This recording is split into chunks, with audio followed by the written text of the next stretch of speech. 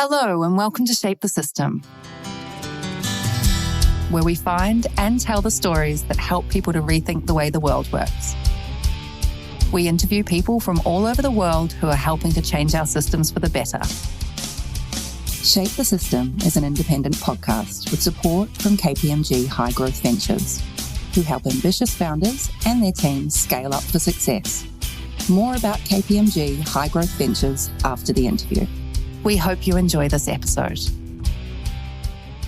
Good morning or good afternoon, everyone. Hopefully you're all well. We're going to be doing a bit of cross-continental conversation today about healthcare. So Dejan Nenov, who's joining us from Boise in Idaho, which is actually a place I went to in a former life, but I haven't been there for a while, from a company called Panaton. So before we dive into healthcare, which is a lot of what we're going to be talking about today, just introduce yourself a little bit about where your background, from where you're from, and then we'll dive straight into the problem space. Certainly. So I was actually born and grew up in Bulgaria, in Sofia, Bulgaria. And I came to the United States in 1984, last 2 years of high school and then college. And my educational background is electrical engineering, computer science. And then I got a taste of startups and technology, and in the early 90s moved to San Francisco and have been doing the what I call the startup two-step ever since, with occasional departures to other countries, including Australia. I was in the late 90s worked out of Sydney, doing work in a turnaround with a company called Solution 6. Yeah, I know that company. Back in the day. I remember that. And I absolutely loved Australia, living on Manly Beach and taking the ferry to the CBD every day. Amazing. So that was quite brilliant. Yeah, that's wonderful. I actually, just as a complete aside, ended up in Bulgaria at a very low point in a previous startup because there was engineers there, and I got, I booked a one-way ticket to get some engineers to build some stuff, and then the financial crisis hit right in the middle of that, and I got to Bulgaria with no money, no co-founder, no product, and the people who had set to do this, who I'm still great friends with and actually working with, were like, hey, we've booked a house for you for a week, but you're on your own now. So I've actually got a real soft spot for Sofia and Bulgaria for this moment in my life. So that's that's fantastic. Small world. Very small world. All right, we always diverge way early on this, but we're going to get into the problem space.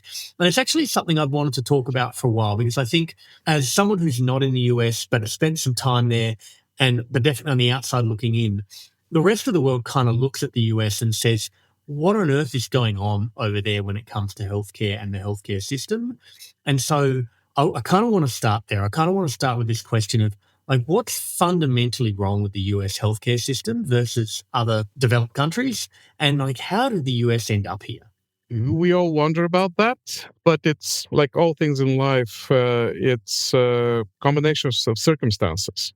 I think, and I am not a history expert. Sure. So I will tell a story which is what I know, but may not be actually factually true. So just like, consulting ChatGPT, always check primary sources. But my understanding is that there was, at a certain point in time, in the days when trade unions were very strong in the United States, there was a parallel effort, a legislative effort in the United States to create something that looks like a single-payer system, meaning the government taking a more active role in funding healthcare.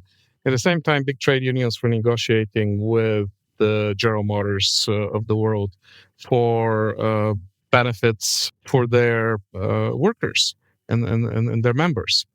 And my understanding is that the trade unions were quite successful in negotiating benefits, and they threw in the requirement that the employer is going to cover the healthcare expenses to a large degree and ensure the employees.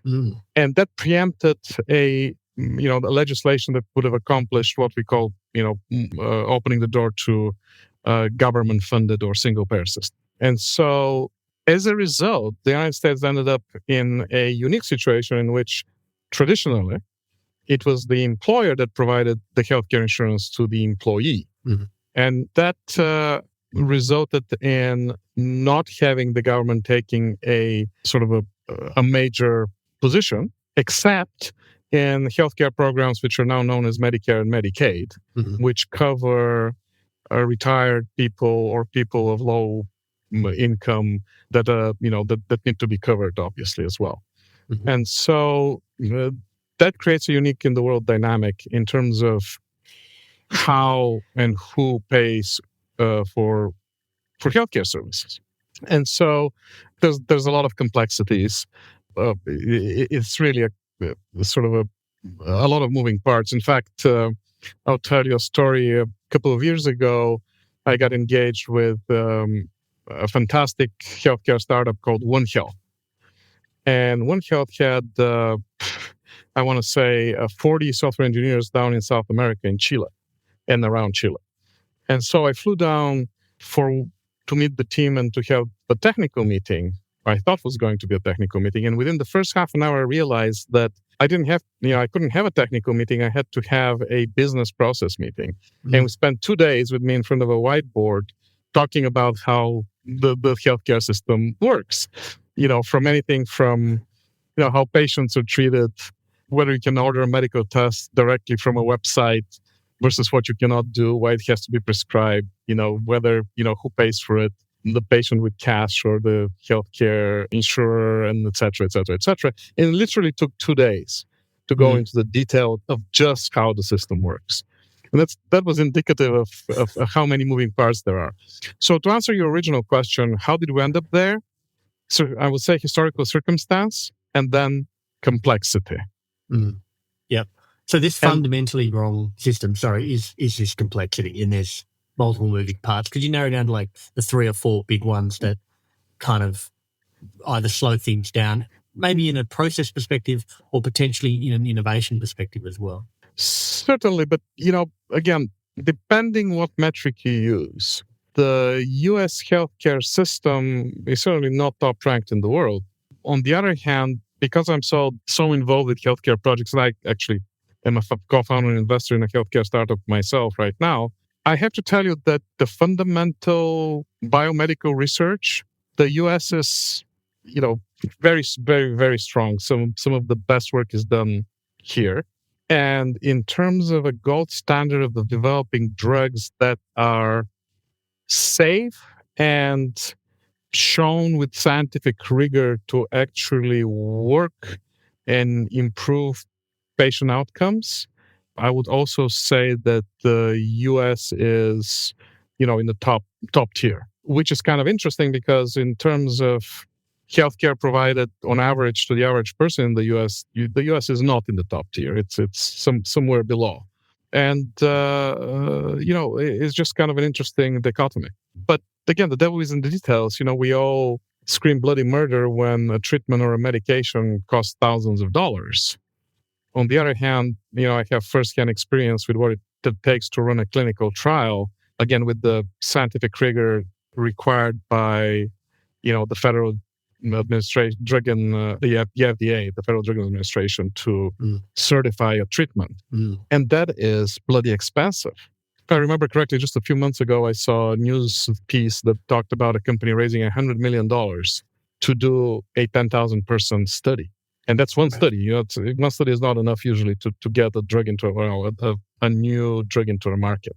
And so because of how difficult, how expensive it is, and how many drugs actually go 10 years in development and fail in the last stage, those costs are enormous. Is it fair to ask somebody to pay thousands of dollars for a drug they really need to live better? Absolutely not. If we didn't pay so much money for healthcare in the United States, would those drugs be developed? Maybe, maybe not. So it's a conundrum. What I found particularly interesting personally is that because I come out of the Silicon Valley technology space, when I started working in healthcare, I realized that there's some axiomatic basic principles that are different. And so, for example, as technology and software people, we tend to jump into a problem and say, "Oh, absolutely, we're going to solve it. We're going to build a better process, better software. We'll improve everything. We'll give you a better screen to enter data in, and the AI is going to tell you what to do. And let's solve the problem." And in healthcare, your first priority is not to be more efficient and to provide a better outcome for a client through technology. Mm. The first priority is do no harm. So, and that is a fundamental difference. So you cannot go at the pace that you can go in other industries, because always you have to think, is what we're doing actually ethical? Is it actually improving the healthcare services provided to a patient? Is it improving patient care? And should we be doing this just because we can? Yeah. And that's a fundamental difference. And I want to actually dwell on that for a bit, but I do want to come back to something like as a very specific example. I'm traveling later this year, and travel to the US is likely. And you hear the horror stories of someone who didn't have proper travel insurance, broke their leg, and ended up with a $200,000 bill for essentially going and getting a broken leg treatment. So no drugs specifically, not some kind of chronic condition, but some sort of injury. And whereas if you walked into a hospital in Australia to do that exact same thing, you would probably be covered for it. But even if you weren't, it might be tens of thousands of dollars, if that. And I think when people think about kind of the US healthcare, they think about this kind of scare story. Now, is this kind of just the example that people pull out? Because I think that's most people's experience with the healthcare system day to day is I have a problem right now and I need to have that problem solved either through consultation or intervention. And that type of nature of problem is the one that is unbelievably expensive, where everyone else says, why does it work like that in the US, and why everywhere else can you either just walk into a hospital and get seen and get it dealt with, or if you do have to pay, it's not horrendous, or if you do need insurance to have it covered, your insurance for that is $100 a month, not $600 a month. Help me understand that aspect of the healthcare system. Oh, good Lord.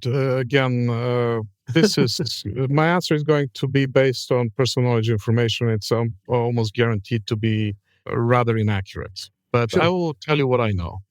In the US, you will never be turned away from the emergency room, regardless of your ability to pay.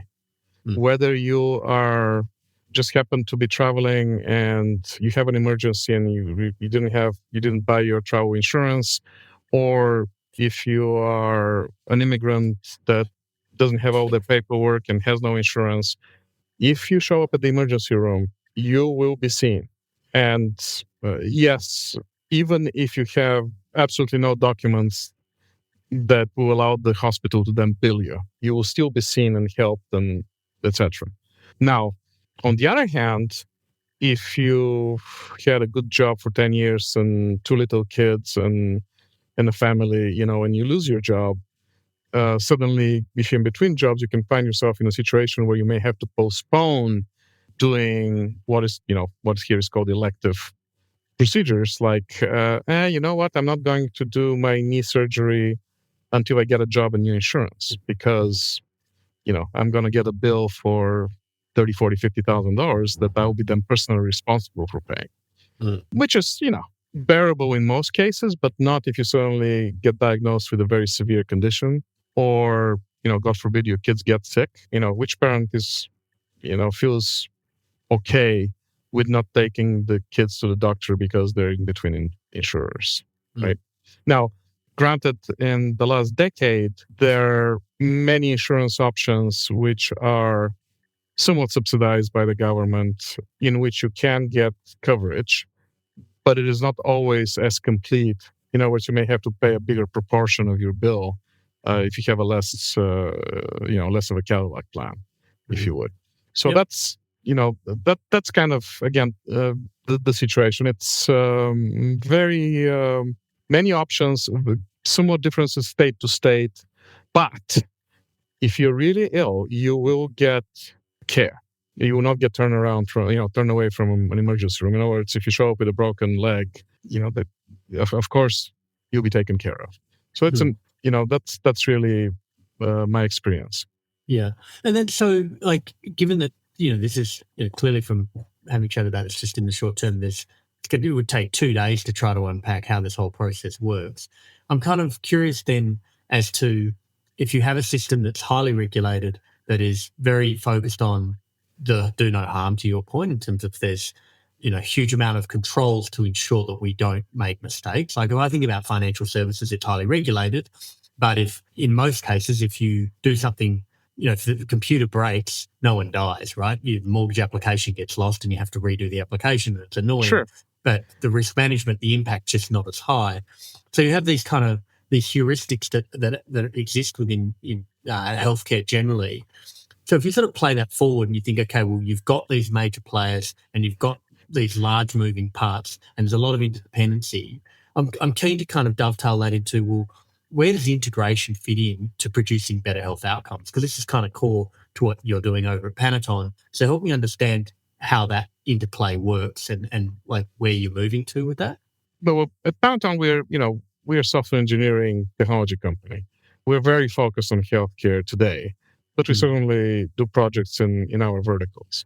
For us, the pattern is identify a problem and an opportunity that we think we can solve and create a solution for it.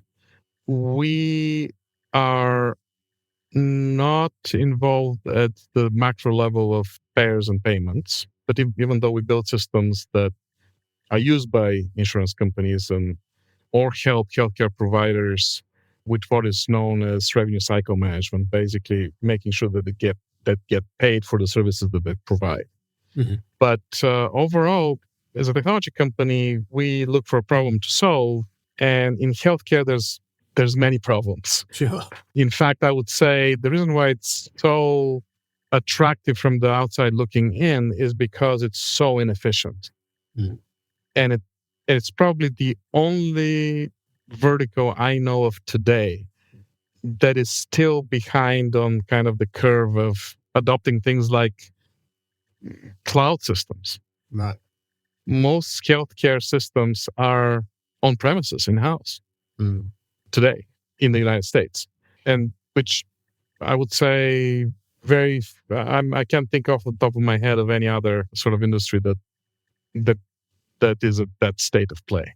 Mm-hmm. And so for a technology company that has a lot of experience in building system cloud-based and systems in general, going back to the early 90s, back to the old client server days, it's a very attractive vertical because the spend is so high. There's so many inefficiencies, so many good problems to solve. And, with new technology coming on board, we get excited about what can be done with the caveat that you have to really understand how things are done, and that in healthcare, things are 4 times slower than are going to happen. No matter what you do, things are going to happen 4 times slower than anywhere else. Right. And so if you're prepared for that dynamic, then it's a very interesting space to be in. And so, because you were talking right up front about healthcare startups and kind of the Silicon Valley or probably San Francisco's playbook of get in and build a nice UI and change the UX, and suddenly we've solved healthcare. I think if you had to take the standard founder pitch deck, it would be healthcare's broken and we're here to change that. If I ever see that type of monologue again, I'll be like, please kill me. But what's interesting about that is that kind of, as someone who's kind of come through that and seen that, you look at healthcare and say the real opportunity to improve health outcomes is not to try to be on the outside and disrupt from the outside as some standalone play with some whole new thing. It's actually to work out how to better operate the large systems of health provision and healthcare provision that exist today through solving discrete problems that exist within these large-scale systems. If you actually want to improve health outcomes for 330 million Americans, you're not going to do it by trying to get them all to move to a new system. You've got to improve the thing we've got. Is that the thesis? To some degree, no. I still think there's great opportunities and need for disruption, but it's in a different way. Because when we do most disruption that we do in other industries, says we're going to bring new technology which will change the process in how you do things. Right. In healthcare, you cannot do that. Right. You have to come in and say, I'm bringing a new technology and platform that will optimize and make it easier for do things that you're doing today. Mm-hmm. Because I'll give you an example, very simple. The clinical standard of care to treat a disease cannot be changed by a software startup, in San Francisco. Right. Right? The way, the standard of care of treating lung cancer is not going to change by software that we wrote yesterday. Right. So with that understanding that you can you can improve the process, but you're not going to change the process, or at least not in most cases, is a fundamental difference. If your technology is changing the process, then expect 10-year go-to-market, not a 18-month one, like, most of the time we hockey stick our charts with. So, I think that's why there's a lot of healthcare startups that I see that are building point solutions or, mobile apps that collect data from sensors and, make a claim that they'll radically improve the healthcare delivery. And those are kind of giggle worthy because they're very disconnected from reality. Yeah, I'm kind of reminded of that scene in Independence Day. I don't know if anyone remembers that movie, late 90s, I think it was, early 2000s, where there's that massive ship and they're firing all the nukes and they're kind of just bouncing off the outside of them, and it's really not changing the outcomes at all. I think it's interesting that you say this idea that, and it's funny because I come from a world largely in financial services, and I remember when we were doing some work early on looking at trying to make the mortgage process easier, we had product designers and UX designers like, there's so much data here. Why don't we just ask for less questions? And I was like, you need those to approve loans. We just not having them on the screen doesn't change the outcome. And in mortgages, to be fair, we do make that up. In theory, we could say we don't need those 17 things. But if the standard of care for lung cancer, as you said, is you need to do these things, and it's kind of inflexible because that's the best technology, the best knowledge we have as to how to treat this thing. And therefore, the process is largely dictated by what needs to be done, dictated by our knowledge of anatomy or the health outcomes or the treatments or whatever it is. And that you're entirely right. And so let's kind of shift that forward because, like, whilst I look at Panaton and think this is about better integration of some of these systems, because you do talk a lot about integration. Absolutely. You're kind of looking at this as integration is just one of the tools in the tool bag. What are kind of the other tooling that you think about in terms of making a process that can't be changed run a whole lot better? So data integration is fundamental in healthcare, and it is extremely immature. It is a huge opportunity and a huge challenge, and in in three ways. A lot of the technology is, if I looked at it, I'd say it's obsolete. Sure. The dominant standards like HL7, for example, are bad. Yeah. But everything lives on them. And you don't get to vote. You have to use them because you cannot change them. It would take decades to change them. So that's one aspect. Another aspect is incumbency. It is incredibly costly to replace a system that's running 11 hospitals from a vendor, EHR, EMR system. And once it's in place, replacing it is a monumental effort and extremely costly. In financial services, it's like replacing the core banking system, which actually we have a division that does that. But but it is an incredibly difficult process, and that's why incumbents persist, and they're very hard to displace. Only until recently, when it was the government that started legislation that enforces the right of patients to pool their data, and this is brand new, and enforces the exchange of patient information between healthcare providers and their systems. The issue was forced for some initial level of data exchange that's open. Okay. Otherwise, every single vendor that I'm aware, well, not every single, I'll rephrase that. The majority of the vendors that control 90% of the market in EHR and EMR systems, for example, are closed systems. Yes, you can create a third-party partnership account, but it sometimes can take 9 months to actually get enabled.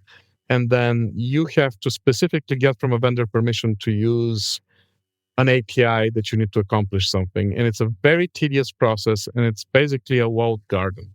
And that also prevents smaller startups of breaking through in some ways because of having to climb the wall into the garden. Accidentally, the largest EMR company in the US calls their marketplace for third-party apps the Orchard.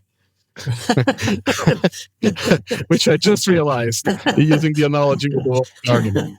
So, so even when you dig under the covers, the legislators in the U.S. missed the point because they made it mandatory to provide the exchange of patient information, which means that companies are required to let you read patient information if you're authorized to do so, if it's needed to provide care, and from very recently, the patient actually authorizes it.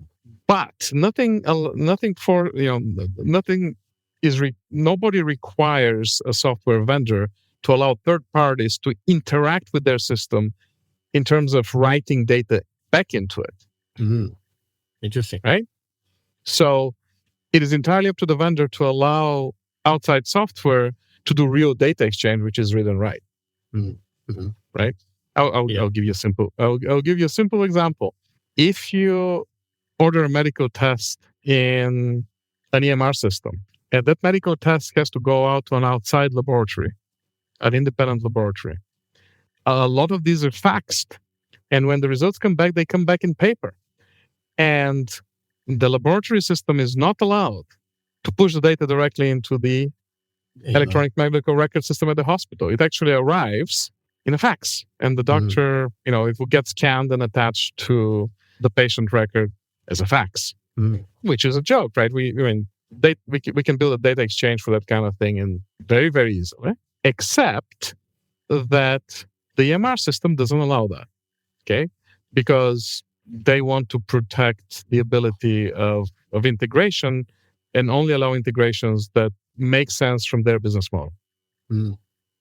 Okay, that's a fundamental problem. So the reads allowed currently, and sort of legislated to be required, and so now we have these healthcare exchanges and are sort of centralizing the queries across all 50 states to pull patient medical data out.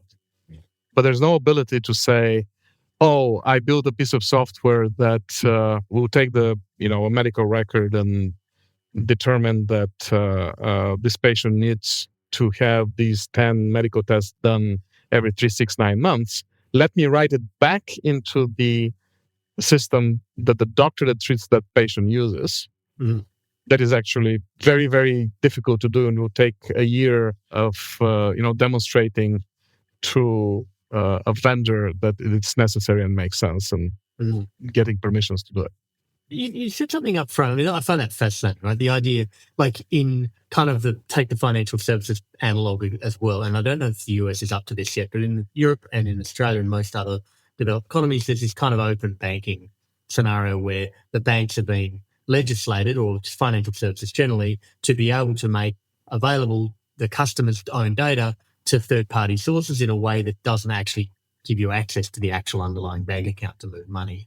So this construct of open banking exists, but it's very much, if you want the data, you could share it with someone else, but no one's expecting to write data back to the record in that particular context. I'm sure there is context in open banking where it might come the other way. But in healthcare, it's not about, I need to see the data. I'm like what every doctor dreams of is being able to pull up a patient's file and see everything that they've understood already and everything else that's ever been understood about this patient. So they have the full history of what's happened and what this person has done, what's happened to them, what's interacted, what's gone well, what's gone badly. And without a right record, that's obviously never going to happen unless you go to the same doctor for your entire existence and and everyone they use is also that same environment. That seems understated, yeah. So, and also the US is interesting in the sense that it's probably the most mobile citizenship, right? People move here more than any other country that I'm aware of. I mean, I personally have moved, I don't know, a dozen times in 30 years. And not just, within the same city, but state to state and internationally. So back and forth, right? My medical records from, 10 different hospitals have no bloody chance until very recently to be available to my current doctor. Sure. So, and that creates inefficiency because, when I show up on the doorstep of a new physician, they start from scratch. right? They try to collect all my medical history that I recall, and then they will run me through a battery of tests to see where I'm at. But they have a hard time, and I have to tell them which other hospitals and doctors I have been to so they can go and pull medical records from me, if they're still available. Because, I strongly suspect that, I had let's say a surgery in 2004 in California. I live now in Idaho. I'm almost certain that those medical records are not retrievable. Yeah. From an orthopedic practice at the time. Right. And, and now I'm about to do another orthopedic procedure and get a hip replacement. And, it may be interesting to see, what my orthopedic complete history has been. But no, I don't think it's available. Just a question on the data. And you sort of touched on this previously in the point. Who's the ultimate steward / owner of the data? Who's right? I mean, it might be a tricky one. No, it's not at all. Okay. But this is a very interesting discussion, actually. Ultimately, the patient owns the data. Right. But not only the patient owns the data. So let me explain, or at least scratch the surface. When I go to the doctor, my care is provided by not one hospital, not one physician, but a whole chain of healthcare providers, right? So the emergency doctor will see me. Then they may pass me on to a specialist. Maybe I came in and, I got hit in the eye, and the emergency room evaluated me and said, you need to see an ophthalmologist, surgeon, and, then I do that, then say, oh, you need to take these, you need to get this test done and this imaging. So I go to imaging laboratory. So that's another, this separate company. Then they may, in something else, I may then get rehab service. I may get a lab to send a phlebotomist to draw blood from me at home because I can't walk. So in providing care, there's multiple parties involved. Now, every one of them creates data about me and the encounter or the treatment plan that I'm under. Mm-hmm. So that data clearly belongs to me. And it's about me. It's my personal health information. And I'm in some way I'm paying for it, either through my insurance or direct. On the other hand, every one of these organizations also holds pieces of data about me that they have to hold on to. Mm-hmm. Simple financial stuff, right? If a healthcare provider bills insurance, they are going to hold on for those records in 7 years or so, or 10, depending on the state you're in. Because if they get audited and insurance comes after them and says, you're overbilling us, or this is fraud, you're doing procedures that are not necessary, or you're overprescribing opioids, right? All that financial information has to be there, and it has to be tied to my medical record to demonstrate the need of the treatment that I received. So in that sense, that healthcare provider owns the data as well. Now, we, as I speak for our firm, and generally for everybody we work with, make the statement that the ultimate owner is the patient. And now there is now legislation that says, under the right to be forgotten and the right to know who holds what information for you. That is very much sort of a top of mind. But a lot of healthcare providers are not even aware of the fact that there's legislation that states that the data belongs, that patients have the right to know who holds their data and to request that it be completely removed. So I literally in the last 2 or 3 days had a conversation with a prospective client, and they brought that up and saying, well, if you're building, this cloud system, who owns our data? And the answer is the patient. And of course, you do as well. But they really, really were not comfortable with the fact that they're not the sole custodians of the information and may be able to leverage in different ways. Yeah, I find it like a fascinating thing. Like just connecting it back to health outcomes. I mean, the obvious example is if you've got a complete patient history record, then in theory, you should be able to provide better health, maybe more efficient process, but actually better health outcomes. Like, what else plays into it? Is there sets of data there that enable healthcare to operate in different ways when you actually get a complete patient record or an aggregate set of patients with a complete patient record, understanding what happened to them, what they were provided? Like, is that part of also shifting the whole thing forward, either for a provider or for someone coming in wanting to look at that data? How does that kind of play? Well, there's slightly different things, like the individual's health information. It's extremely important in providing that in care to that individual. And especially with modern technology today, both in treatments and medications. Personalized care is a real thing. The kind of drugs and dosages you're going to get prescribed, depending on what slight variation you may have in a cancer tumor, make a huge difference in the outcome. The new genetic PGX test, the pharmacogenomics, that basically, look at your genetics and say, this person really should be prescribed this painkiller, not that one, because they're going to metabolize it slower or faster, and and the dosage needs to be twice that. And that's okay, because that's what the genetics are, right? So again, having as complete medical information on an individual is critical to providing better individual outcomes. Equally important, and in some ways societally more important, is the sort of the public health, the population health information. The ability to say, I know the metabolic and genetic profiles of these 1 million patients, and I can now use this data to understand who is more likely to develop certain condition, or who responds to certain treatments better, or if they're, to start doing correlations between diet and where you live, and how to treat you. And of course, that kind of level of data is invaluable when you're doing drug development, especially when you're testing drugs or evaluating them 10 years after you approve. That's right.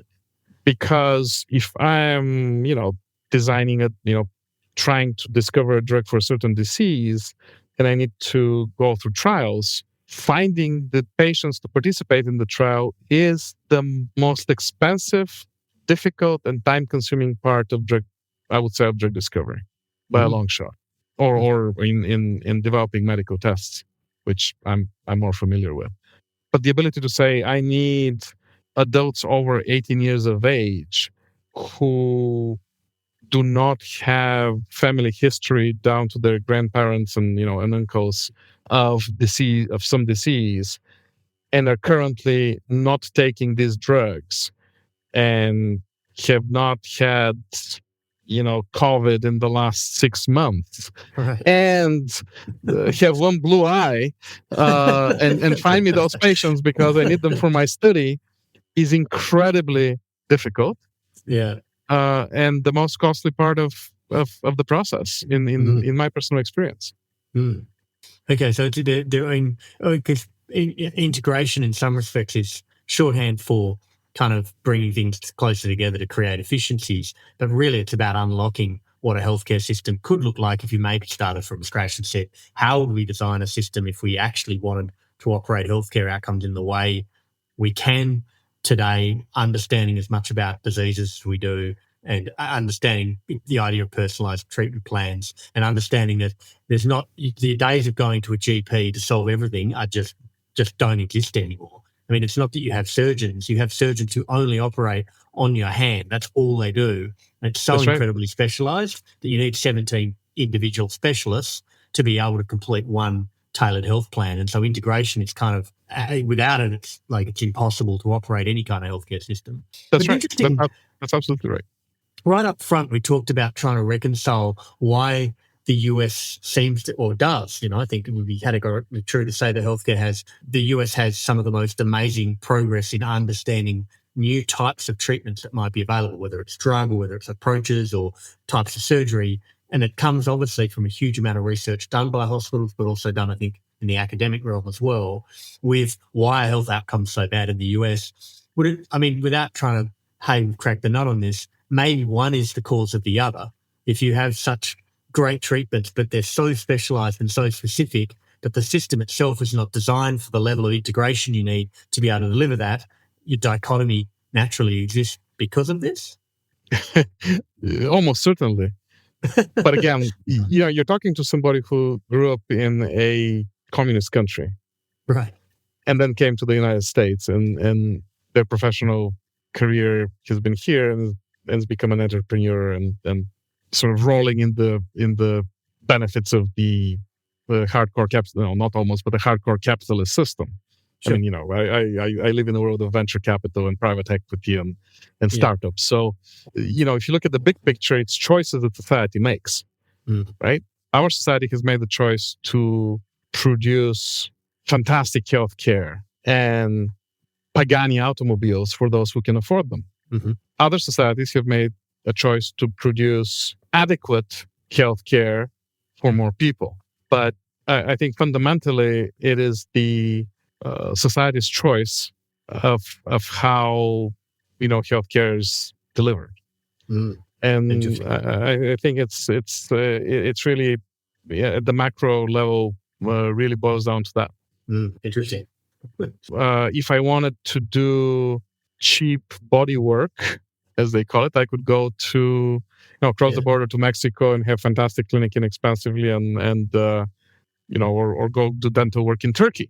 Right. No problem. But if I, God forbid, had to have, some very, very specialized surgery or custom treatment, I probably want to come to the United States if I can afford it. That's a really interesting concept because, if you think, right up front, the question I kind of asked around what's fundamentally wrong with the US healthcare system, your answer to that is, from reading between the lines, is it solves incredibly well for what it's been set up to do, which is to provide the highest level of care for the most challenging healthcare challenges for the people who can afford it. And in other countries, what they say is, well, the version of healthcare that we want and that we choose or that has evolved is one where we provide adequate healthcare for the vast majority of people for the things that they're most likely to encounter in their day-to-day. To some degree, but again, that'd be again overly simplistic. Sure, because there's many people that are very much not wealthy. Certainly not in the they call about the 1%ers in the United States is an expression. But there's millions and millions of people who would not be considered rich, right? But because they have a job with a bank or a large company or the government, they have excellent medical insurance and they get as good healthcare as anybody else. Right now, granted, they may not get the same kind of healthcare that Steve Jobs probably received, even though unfortunately he passed away from cancer as well. But then that's kind of completely a corner case. But the vast majority of the U.S. gets excellent healthcare. It is the people that fall in between. The problem is that the system has holes in it, and when people fall into the hole in between employment, or they end up losing a job and have a chronic condition, that they can find themselves in a situation which is very difficult to manage. So, the pure rich people get better healthcare in the United States statement is a fallacy. But the society produces very expensive treatments because there is demand for them. And that's I think is the bottom line. Okay.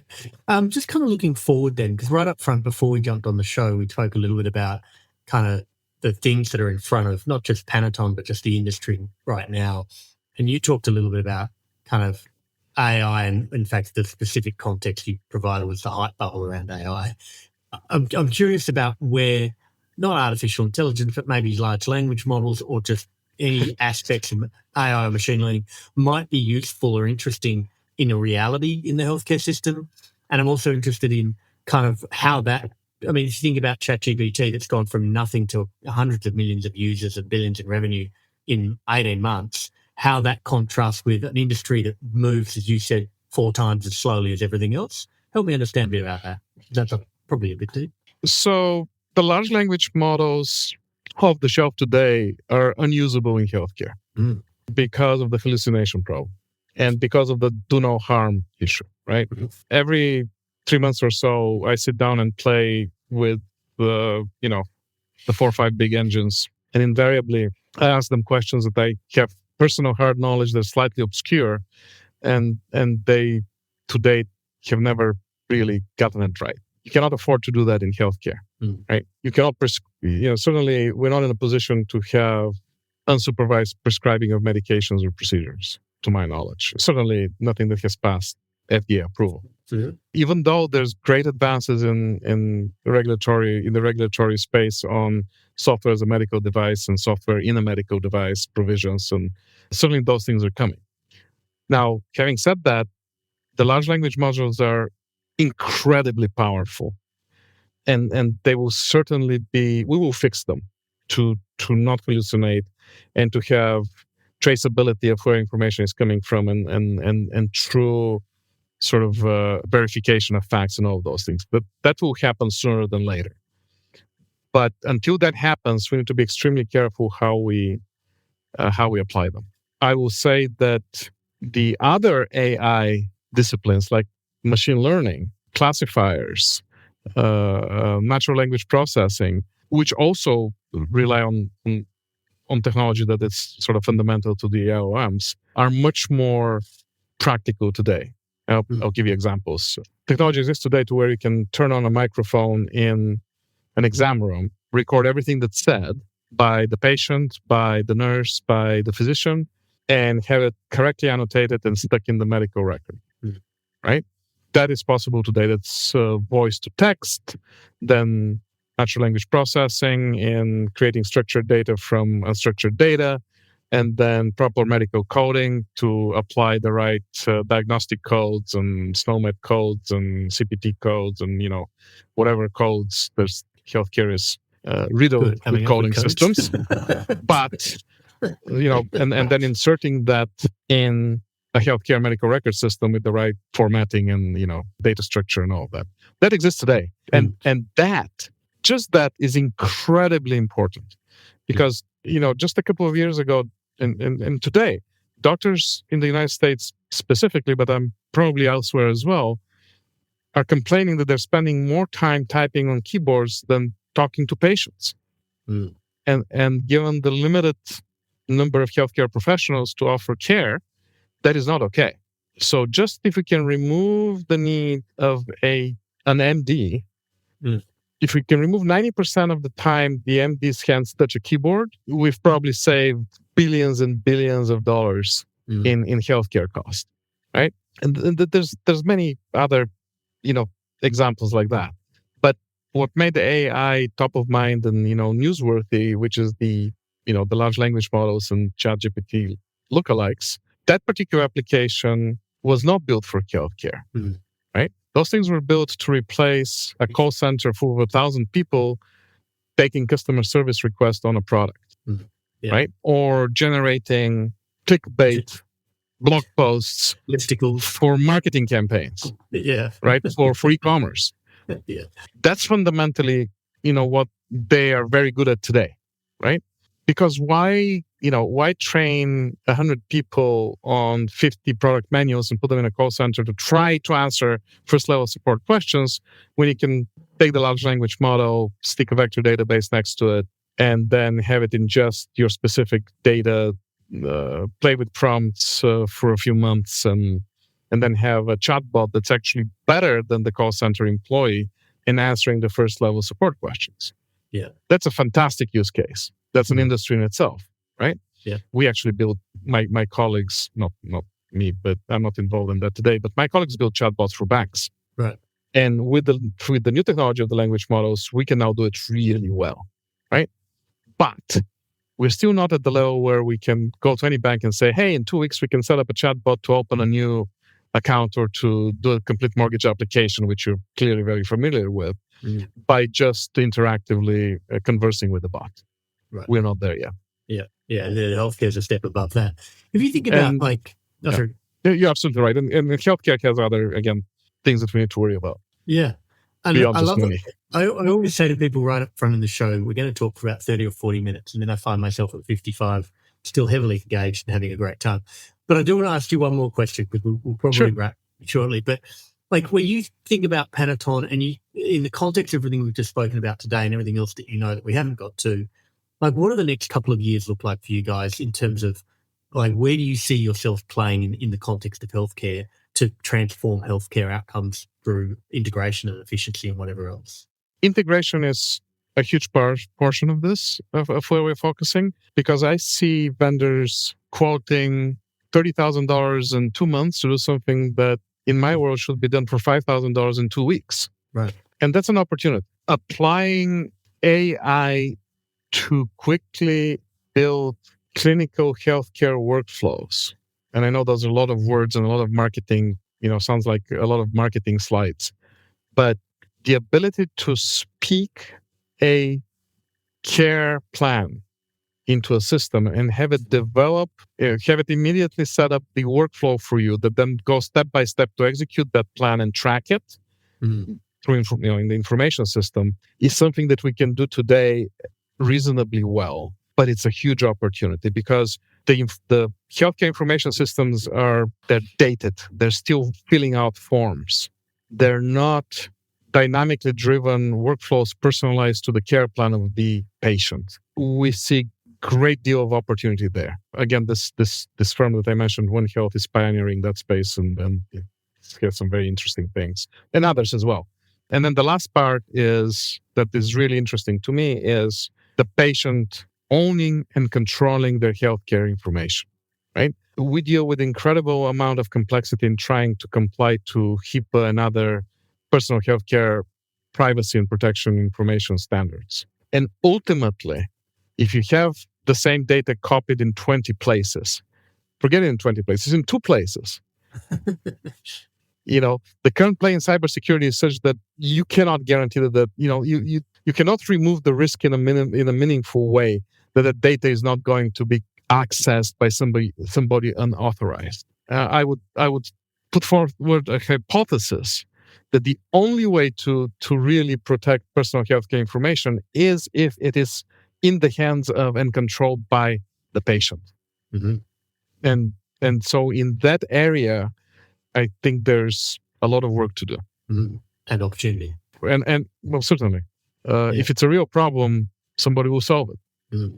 And I think that's a real problem. You see Panaton playing a role in solving that? I mean, we're a very small cog in a very big industry, but we certainly think we know how to do some things well, and hopefully we'll be there. Yes. Yeah. Wonderful. Well, Dejan, we'll leave it there for today. There's a lot more in it. Really excited to see what you guys come back with. It was wonderful actually to go into a lot of it and go under the cover. So I really appreciate you taking the time. Thank you very much, Vincent. And again, please preface all of this with, Dejan's personal opinions and lack of knowledge reflected in his answers. We won't take it on heart. Well, if anyone wants to get a second opinion, they can just ask ChatGPT, apparently. Yeah, I suppose so. For sure. Great. Thanks again. We hope you enjoyed this episode of Shape the System. As usual, if you'd like to suggest a guest, someone that you know who's helped change a system for the better, please go to www.shapethesystem.org, click on the top right-hand corner, then click Suggest Guest. Make sure that you click subscribe so that you get the new episode. Shape the System is an independent podcast with support from KPMG High Growth Ventures. Connects founders to the services they need along their journey. Whether you are looking to refine your strategy, mature your finance function, prepare for a capital raise, expand abroad, or simply comply with regulatory requirements, they provide you with the support you need to drive your business forward.